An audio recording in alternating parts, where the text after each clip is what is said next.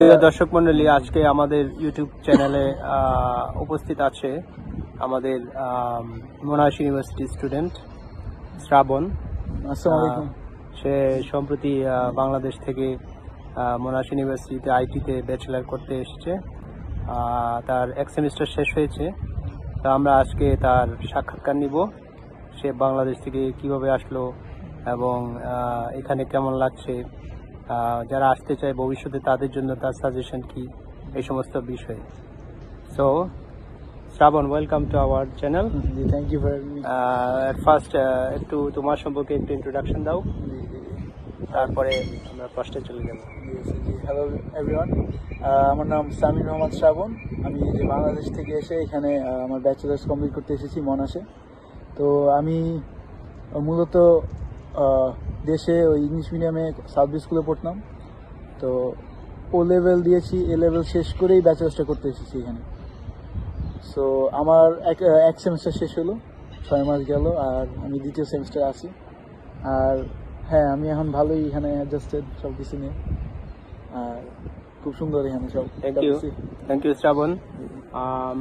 তুমি বাংলাদেশ থেকে আসার আগে কিভাবে প্রস্তুতি নিয়েছিলে? বাংলাদেশ থেকে আসার আগে প্রস্তুতি মেনলি আমার যে কাজিন এখানে পড়তে আসছিল আগেই, সো তার থেকে ভালোই গাইডেন্স পেয়েছিলাম।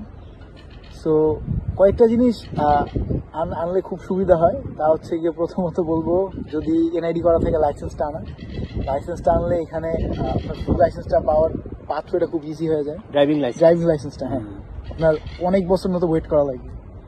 এইটা একটা মেইন পয়েন্ট। সেকেন্ডলি, একটু ফুল লাইসেন্স যদি থাকে তাহলে এখানে আইসা সে কতদিন ড্রাইভ করতে পারবে? সো যদি ফুল লাইসেন্স থাকে, আর আমার যেমন 21 বছরের উপরে বয়স, ভিক্টোরিয়াতে রুল হচ্ছে গিয়ে লাইসেন্সের বয়স যদি 3 বছরের কম হয়, যেটা আমার 3 বছরের কম, আমাকে টেস্ট দেওয়ার পরে আমাকে P2 দিবে। গ্রিন পি বলে অনেক সময়। P2টা মেইনলি ফুল লাইসেন্সের আগে স্টেজটা। এটা জাস্ট আমার 2 বছর এখন ধরতে হবে। এখন যদি আমি লাইসেন্সটা না আনতাম, আমার ডিরেক্ট লার্নার্স থেকে শুরু করা লাগতো। লার্নার্স যে আমার 120 ঘন্টা কমপ্লিট করা লাগতো, পরে রেড পি নেওয়া লাগতো। এখন রেড পিতেও দুনিয়ার রেস্ট্রিকশন, ওইটাও একটা সার্টেন টাইম ধরে, দেন গ্রিন পি, দেন ফুল লাইসেন্স। তো দেখা যেত এটা করতে মানে 5 বছর চলে যেত আমার।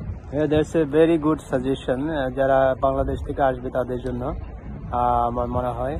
তো আর কি সাজেশন, মানে বাংলাদেশ থেকে আর কি প্রস্তুতি নেওয়া উচিত আসার আগে?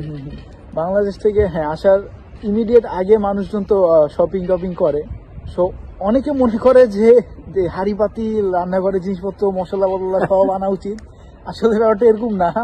অস্ট্রেলিয়া খুবই মিক্সড দেশটা। এখানে যেমন দেখা যায়, আমি মনে হয় অনেক দেশের মানুষের সাথে ফ্রেন্ডস। তো এখানে কালচারাল অ্যাডাপশনটা খুব ইজিলি হয়। তাই আর কি দুনিয়ার জিনিসপত্র আনা লাগে না। যেমন অনেকে দেখি ইনগ্রিডিয়েন্টস আনে, হাড়ি পাতিল আনে, এগুলো একদমই দরকার নেই, সবই অ্যাভেলেবল। যেটা আনা উচিত হচ্ছে অনেক কাপড় আনা উচিত, বিকজ এখানে কাপড়ের দামটা একটু বেশি। সো আর শীতের কাপড়, শীতের কাপড়টা ভালোই আনা উচিত। সবাই মনে করে অস্ট্রেলিয়া একদম গরম, পুড়ে যাবে। আবার একটা মেলবোর্ন সেরকম না, মেলবোর্ন তো সেরকম না। সিডনি তো আমি প্রথমে গিয়েছিলাম, সিডনি হচ্ছে আহামরি ওরকম না ব্যাপারটা। হ্যাঁ, আবার আরেকটা খুবই ভুল একটা ধারণা, সবাই মনে করেন অনেক পোকামাকড় সাপ টাপ থাকে। ওকে, দ্যাটস ভেরি গুড সাজেশন। এখন আমি জানতে চাচ্ছি তোমার অস্ট্রেলিয়া আসার পরে, বিশেষ করে মোনাশ ক্যাম্পাসে আসার পরে কেমন লাগছে? ওকে, সো আমি অস্ট্রেলিয়াতে তো মোনাশে, মেলবোর্নে আমার ইউনিভার্সিটিটা মোনাশ। আমি অবশ্য প্রথমে আসছিলাম সিডনিতে, পরে ক্যানবেরা, পরে মেলবোর্ন আসছিলাম। মূলত সব ঘুরে টুরে আসছি মূলত কারণ আমার একটা ফ্রেন্ড আসবে সিডনিতে পড়তে, আর আমার সিডনি ক্যানবেরাতে মেনলি অনেক আত্মীয়। সো তারাও অনেক বলছে যে আগে এখানে আসো, পরে যায়। আর আমার যেহেতু বাসা বাড়ি আমি পেয়ে গেছিলাম, তো আমার ওইটার টেনশন ছিল না যে আগে এসে অনেক কিছু। এখানে বাসা তুমি বাংলাদেশ থেকে? জি, বাংলাদেশ থেকে করে আসলাম। হ্যাঁ, এই জিনিসটাও সেবার বলি নাই যে অ্যাকোমোডেশন এখানে আইসা অনেকে খুঁজতে চায় যে এখানে এসেই পাবে, বাট এটা কিন্তু খুবই হেক্টিক একটা জার্নি হয়ে যায়। কারণ ডর্মটা আমি পাই নাই, বিকজ ডর্মের অ্যাপ্লিকেশনের 1 মাস পরে আমি অ্যাপ্লাই করছিলাম। এখানে যদি কেউ ডর্মে উঠতে চায়, যত আগে পসিবল, ভিসার আগে লাগলে অ্যাপ্লাই করবেন, কারণ টাকা লাগে না। কোন ভিসা হোক বা না হোক, এই ডর্মের অ্যাপ্লাই করে রাখবেন। তো আমি এটা করি নাই, কোনো ডর্ম পাই নাই। সো তারপর দেখলাম যে আমার কয়েক সপ্তাহ বা মূলত 1-2 মাস মনে হয় আমার জাস্ট অনলাইনে সার্চ দেওয়া লাগছে, realestate.com, তারপরে মাই ফ্ল্যাটমেটস, ফেসবুক মার্কেট, সব জায়গায় যে কোন জায়গায় বাসা পাই। আবার এখানে একটা ব্যাপার আছে, অনেকে ইন্সপেকশন না করে বাসা নেয়, তখন দেখা যায় যে অনেকে ফ্রডটাদের মূলত শিকার হয়। সো দেখবেন বাসার মধ্যেও আসার পরে দেখবে অনেক প্রবলেম। জি জি জি জি আমি একটা লাকি ব্যাপার, আমার একটা আত্মীয় মেলবোর্নে ছিল, তো আমি ইন্সপেক্ট করাইতে পারছিলাম, তো ওই জন্য আমার বাসাটা সেট ছিল। তো আমি সেখানে প্রথমে তো সিডনি ক্যানবেরা ঘুরলাম, ওখানে আত্মীয় স্বজন আছে, তারপর আমি মেলবোর্নে আসলাম। আর একটা ভালো জিনিস, আমার মেলবোর্ন এই মনাসেই আমার 2টা স্কুলের বন্ধু পড়তে এসেছে, তো আমার অ্যাডাপশনটা আরো ইজি হয়ে গেছে আর কি। তো মনাসিকে মানে তোমার কেমন লাগতেছে? ও হ্যাঁ, এখন হ্যাঁ মনাস মেইন কথা আর কি। সো মনাসে প্রথমে ওরা বলছে যে ক্লাস শুরু হওয়ার 2 সপ্তাহ না 1 সপ্তাহ আগে আসতে, তো আমি মনে হয় হ্যাঁ 10-12 দিন আগেই মেলবোর্নে ঢুকে গেছি।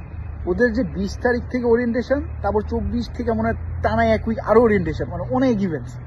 সো ভাবলাম আচ্ছা যাইতে হবে। পরে এসে তো দেখি পুরা এখানে মেলা, মানে আসলেই পুরা মেলা, ক্যাম্পাসটা এমন ভাবে সাজানো যে দেশে অত মেলায় ঘুরিনি আমি, তো এখানে এসে দেখলাম যে এত বিশাল আয়োজন আর এত স্টুডেন্টস, আর সবাই যে এত ফ্রেন্ডলি আর এত সুইট।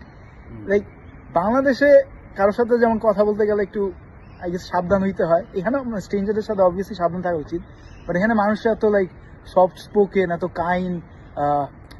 দেখবেন যে কোন দেশের স্টুডেন্ট পাইছে এখানে? মানে আমি যেহেতু কম্পিউটার সায়েন্স, আমার এখানে মূলত সব Asian, south Asian, east Asian বেশি। আর যেগুলো অজি ওগুলোও দেখা যায় আমার বেশিরভাগ সাউথ এশিয়ান, ইস্ট এশিয়ান, মানে ওরা বড় হয়েছে এখানে বা ছোটবেলার থেকে এখানে। আর হ্যাঁ, আমার ওই হোয়াইট ফ্রেন্ডসরাও আছে অনেক। সো এখানে ফ্রেন্ড বানাইতে বেশি টাইম লাগে নাই আর কি। ওরিয়েন্টেশন উইকেই তো দেখি আমি 4-5-6 জনের সাথে ঘুরতেছি, তারপরে তো ক্লাস শুরু হইলো। ক্লাস শুরু তো সবাই প্রথম দিন হ্যালো কেমন আছো, কি থাকো, কই কি, ফ্রেন্ডস হয়ে যায়। এটা আমার প্রবলেম ওরকম হয় নাই। আর যারা ডর্মে থাকে তাদের জন্য তো আরো বেটার, মানে এখানে কয়টা ডর্ম আছে? তো এইখানে আমাদের 2 স্টাইলের ডর্ম আছে, একটা হচ্ছে গিয়ে ট্রেডিশনাল ডর্ম, আর একটা হচ্ছে গিয়ে স্টুডিও অ্যাপার্টমেন্ট ডর্ম। স্টুডিওটা মূলত একটু দামি, আপনাকে একদম পুরো প্রাইভেট রুম, কিচেনের সহ দিয়ে দেয়। সো এটাতে উঠার যা কথা, বাইরে থাকো আমার সেম লাগে, বিকজ যেহেতু কেমন সেগ্রিগেটেড ভাবে থাকে হোটেলের মতো। আর একটা যেটা ট্রেডিশনাল ডর্ম, যেমন এই যে এখানে একটা হাবিট হল আছে, ফেরার হল আছে, রিচার্ডসন হল আছে, আরো অনেকগুলো হল আছে, ওরা একটা কমিউনিটির মতো। সো এই ডর্মে কি হয়, ইভেন্টস হইতেই থাকে, আর সবাই মানে অনেক একসাথে থাকে, অনেক কিছু শেয়ার টেয়ার করে থাকে, কিচেন শেয়ার, কমন এরিয়াটা শেয়ার, রুমটা আলাদা। এখানে ইউএস এর মতো না যে রুম শেয়ার হয়, রুম কোনো শেয়ার হয় না, রুম সবার আলাদা, প্রাইভেসি আছে। আর ইভেন্ট হইতেই থাকে ওদের, মানে মনাসে তো ইভেন্ট হয়ই, দেখা যায় যে ক্যালেন্ডারে হলে, ইউনিভার্সিটি হলে রুম শেয়ার না, খালি বেড শেয়ারের সিস্টেম। এই জিনিসটা এখানে রুম শেয়ারও নাই, হ্যাঁ হ্যাঁ। আচ্ছা, এখন নেক্সট হলো যে একাডেমিক কার্যক্রম বা পড়াশোনার ব্যাপারে কেমন লাগছে? পড়াশোনার ব্যাপারে ওকে। সো আমি তো O level background, English medium background, O level দিয়েছিলাম। আর বাংলা মিডিয়ামে এসএসসি এইচএসসি সেম জিনিসটা হচ্ছে কি, ওদের একটা এক্সামের উপরে সব নির্ভর করে, একটা ফাইনাল এক্সাম, একটা বোর্ড এক্সাম, এটার উপরে পাস ফেল, এটার উপরে কই যাবা না।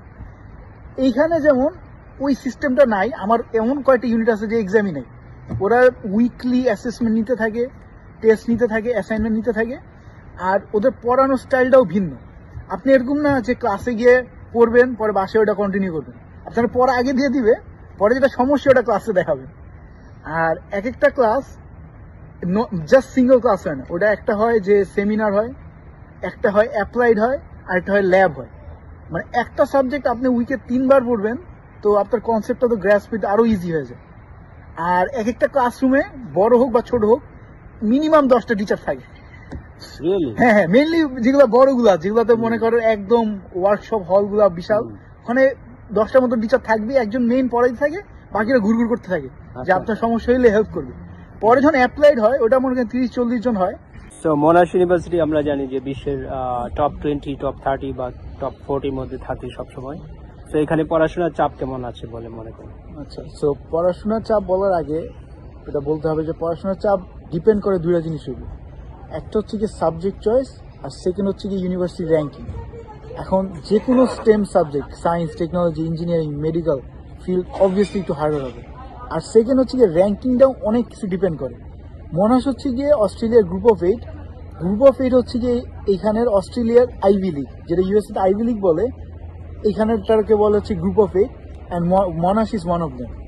সো আমি তাদের কম্পিউটার সায়েন্স প্রোগ্রামে আসি, অ্যান্ড সবাই যেমন জানে যে কম্পিউটার সায়েন্সটা একটু রিগরাস, তো পড়াশোনার চাপটা মোটামুটি আছে, মোটামুটি বলতে কি ভালোই আছে।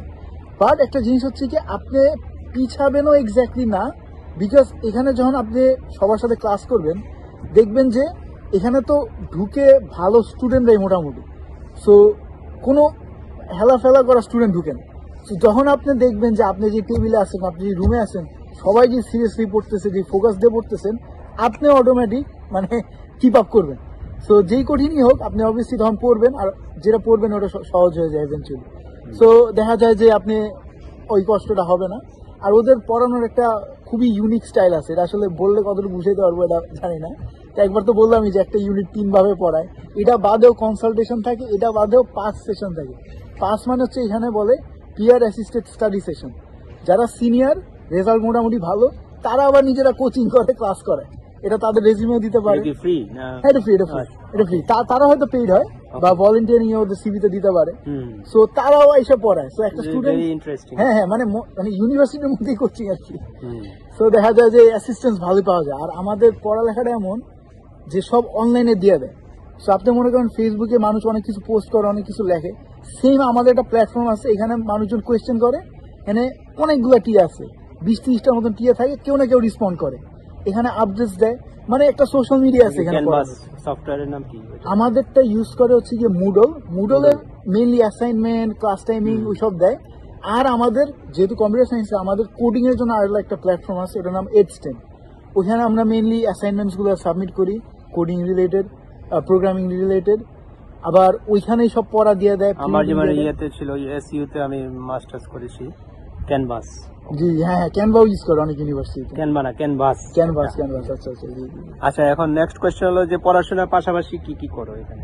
পড়াশোনার পাশাপাশি আমি এখানে এই যে অনেক ক্লাব তো আছে, অনেক ক্লাব আছে যে সোশ্যাল ক্লাব।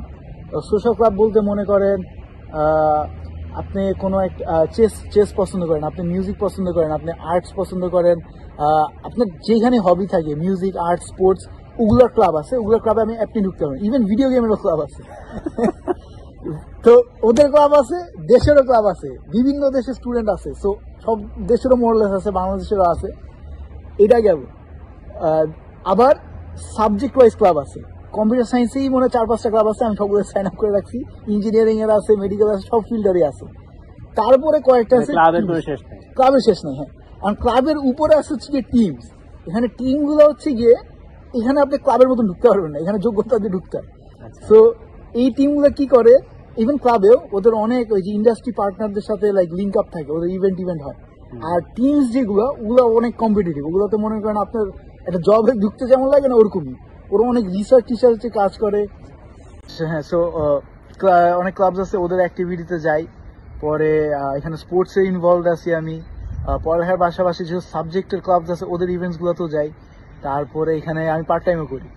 সো দেখা যায় সারাদিনই কিছু না কিছু ইনভলভ থাকি, বিজি থাকি। আচ্ছা, থ্যাংক ইউ। যে জবের সুযোগ সুবিধা কেমন? জি আচ্ছা, সো অস্ট্রেলিয়া একটা ভালো ব্যাপার হচ্ছে গিয়ে স্টুডেন্ট হিসাবে আমাদের পার্ট টাইম করতে দেয়। আর পার্ট টাইমটা আমাদেরও ওদের মতন একটা মিনিমাম ওয়েজ দিয়ে করতে হবে, যেটা আমি যত 48 আওয়ার্স। হ্যাঁ, 48 আওয়ার্স হচ্ছে গিয়ে ফোর্টনাইট, মানে 2 সপ্তাহে 48 আওয়ার্স, বা পার উইক 24 আওয়ার্স।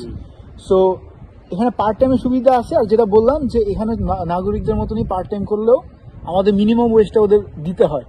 এখানে মিনিমাম ওয়েজটা যেমন $24, আর রিসেন্টলি একটু বাড়ছে। সো পার্ট টাইমটা আমি এখন করতেছি, আমি একটা এই যে রেস্টুরেন্টে পার্ট টাইম করতেছি আপাতত। আর এখানে পার্ট টাইমের সুবিধা ভালোই আছে। ইটস জাস্ট একটু প্রথম জবটা পাইতে একটু কষ্ট হয়। আর মেলবোর্ন বিগ সিটি, সো এখানে পার্ট টাইম আছে, জাস্ট প্রথমটা পাইতে কষ্ট হয়, বাট পরে অনেক আছে। আর তোমার ফ্রেন্ডরা কে কি করে? সো আমার কয়েকটি ফ্রেন্ড আছে। আমার 2-3টা ফ্রেন্ড আছে যে ম্যাকডোনাল্ডসে কাজ করে, 2-3জন আছে যে রিটেলে কাজ করে। এখানে রিটেলের কাজগুলো খুব ভালো, যদি একটা ভালো কোম্পানিতে ঢুকতে পারেন। আর আরেকটা জিনিস, স্কুল ইউনিভার্সিটি মানে চলার সময় 24 আওয়ার্স বা 48 আওয়ার্স পার ফোর্টনাইট। আর ভেকেশনের সময়, সামার ভেকেশন বা winter vacation, unlimited work hour. So দেখা যায় অনেকে সেমিস্টারে অনেকখানি টাকা এই ভেকেশনেই উঠায় ফেলে। সো জি, এখানে পার্ট টাইমের খুব ভালো ভালো সুবিধা আছে। Thank you. Last question is, তোমার ফিউচার প্ল্যান কি? ফিউচার প্ল্যান, সো এখানে ফিউচার প্ল্যানটা বলার আগে ব্যাকস্ট্রিটও বলা উচিত, কেন আমি মানে অস্ট্রেলিয়ায় আসছি। প্রথমে তো আমার প্ল্যান অস্ট্রেলিয়া একদমই ছিল না। প্রথমে প্ল্যান ছিল আমার ইউএস বা ইউকে, মূলত টপ র্যাঙ্ক ইউনিভার্সিটি আর যে কোনো English speaking first world country. So দেখা যেত টপ র্যাঙ্ক ইউনিভার্সিটি ইউএস ইউকেতেই বেশি, ইভেন অস্ট্রেলিয়া থেকেও বেশি।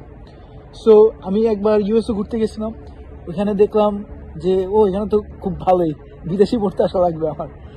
বাট একটা খুব স্যাড রিয়েলিটি দেখলাম যে অনেক ফ্রেন্ডস এন্ড ফ্যামিলি, অনেক রিলেটিভস আছে যারা ওইখানে আছে, পড়ালেখা করে ভালো পজিশনেও আছে, কাজ টাজ করতেছে, কয়েকজন মনে ব্যবসাও করতেছে, বাট দেখি যে তাদের প্যারেন্টস ফ্যামিলি দেশে।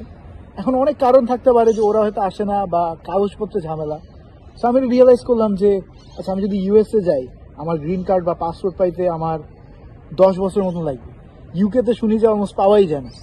তারপরে ক্যানাডাতে ইউনিভার্সিটিও র্যাঙ্কিং আছে, বাট অনেকগুলো টপ 100 নাই, আবার এখন ইমিগ্রেন্টস দিয়ে ভরে গেছে। তো দেখা যায় আমার তখন অস্ট্রেলিয়ায় রয়ে যায়, একমাত্র English speaking first world country যার র্যাঙ্কিং আছে, ইউনিভার্সিটি ভালো। সো ওই সব মিলায় দেখে ওয়েদারও মোটামুটি ওয়েদার তো ফ্যান্টাস্টিক। মানে যে গরম যে ওরকমও না, দেশের এই হিউমিডিটি তো নাই, আর ঠান্ডাটা আছে অ্যাটলিস্ট মেলবোর্নে, আরামদায়ক ওয়েদার। ওদের বছরের মাঝে উইন্টারটা থাকে, বছরের বিগিনিং শেষে তখন আবার সামার থাকে, বাট ওরকম ব্যবসা গরম থাকে না। সো ওয়েদারটা খুবই ভালো। তো পরে ফাইনাল ডিসিশন তো আসে যে আমি যেহেতু বাইরে পড়বো, আমি ইভেন্চুয়ালি আমার ফ্যামিলিকেও আনবো, আর যেহেতু যে ইনভেস্টমেন্টটা করতেছি আমি একটা রিটার্ন দিতে চাই তাদেরকে, আমার ফিউচারও এখানেই জন্য গ্রো করবো, রিটার্ন তো আনতে হবে।